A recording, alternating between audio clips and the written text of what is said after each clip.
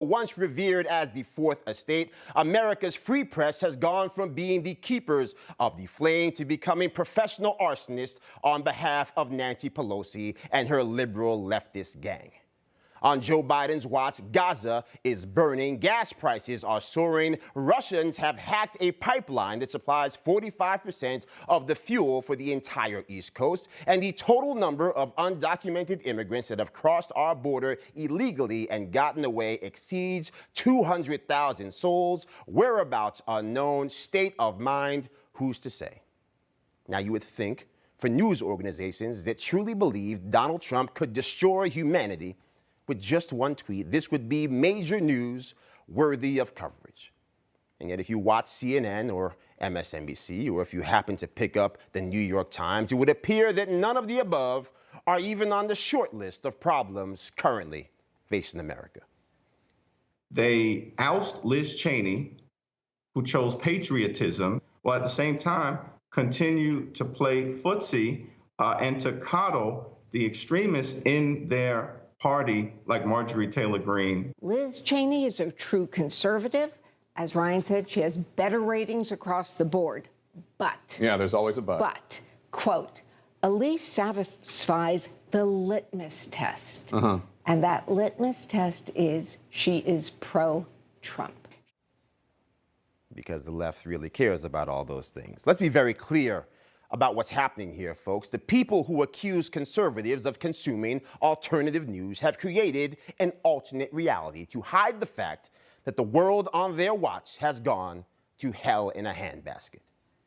I'm going to let you in on a little secret. What if I told you that Trump derangement isn't a syndrome? What if I told you it was a highly orchestrated, finely tuned power grab designed to distract Americans from the plot to remake America happening in broad daylight?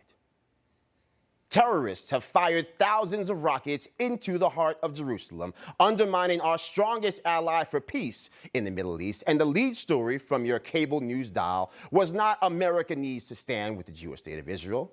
There was no clarion call to end any and all tangible support for Hamas, a terrorist organization that purports to represent the will of the Palestinian people. No, instead, the breaking news report was that Congresswoman Elise Stefanik was accepting a job to replace Liz Cheney in a congressional leadership post most people didn't even know it existed. And somehow that was an existential threat to our democracy. Now, this is the orchestrated lunacy that we are confronting here, folks.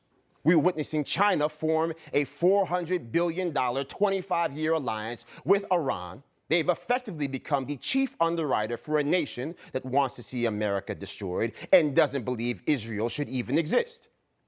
And yet, if you listen to the left and their allies in division in the left stream media, you would be convinced that the real danger facing America was not the potential threat of a nuclear Iran, but a leaked video of private citizen Marjorie Taylor Greene walking around the halls of Congress years before she was actually a member of Congress herself, looking for Congresswoman Alexandria Ocasio-Cortez.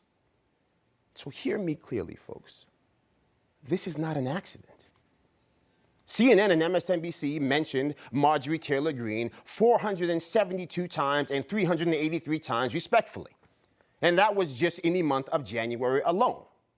Because as it turns out, in order for the mad science of Trump derangement to actually work, Democrats need a boogeyman or a woman to distract America from their own gross incompetence. Donald Trump is a bane to our democracy. And unless people in his own party stand up to him, it's bad for the party, it's bad for those individuals, but most of all, it's bad for the country. Senators should rest assured that the events of January 6th will be investigated, and that as Majority Leader, I reserve the right to force the Senate to vote on the bill again at the appropriate time. Democrats have spent so much time talking about Donald Trump today, you might think he was actually still president over there at 1600 Pennsylvania Avenue. The media has spent so much time talking about January 6th, you would never know that practically every elected Republican in Congress has condemned the actions from that day, or that over 500 people have already been indicted for their role in the events.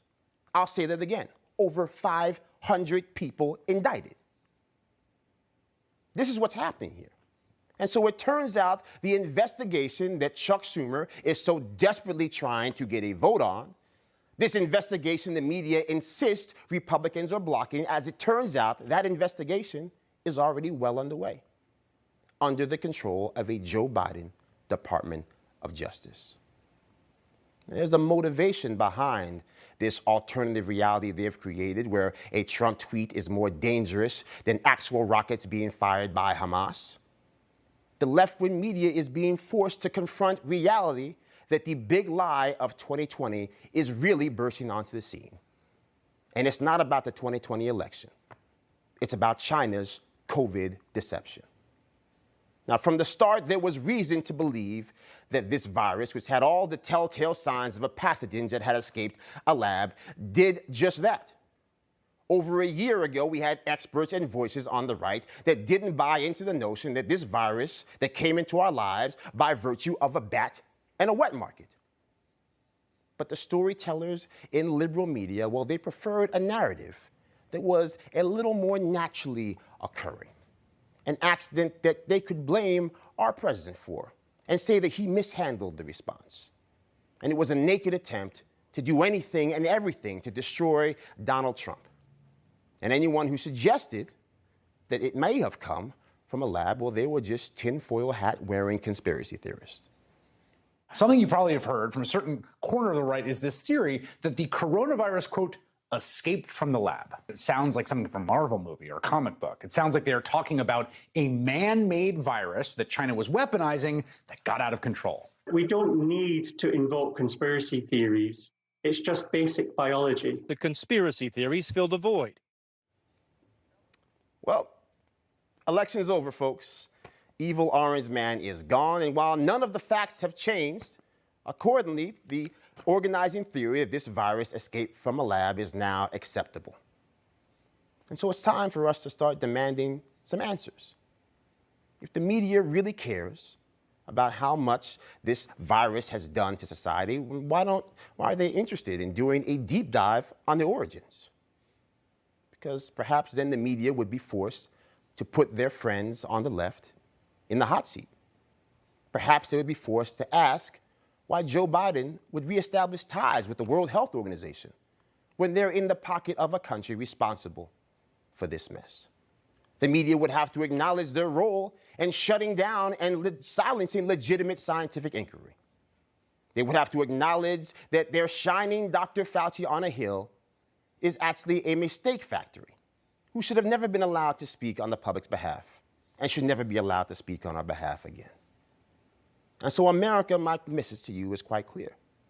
As judges often instruct the jury, do not check your common sense at the front door. Do not allow the arsonist holding the can of gasoline at the scene of the fire to point at you and say that you are the real criminal. The fight for the soul of America is here. So make sure you're not distracted, because there's a big lie being told, but it's just not the one that the left-stream media wants you to believe. Hey, I'm Rob Finnerty. Thanks for watching. If you enjoyed this video, please join the conversation in the comments below. Don't forget to subscribe, too. Hit the bell icon to be alerted to breaking news. And remember, there's a whole lot more on Newsmax TV, America's fastest-growing cable news network. Newsmax TV, we're real news for real people.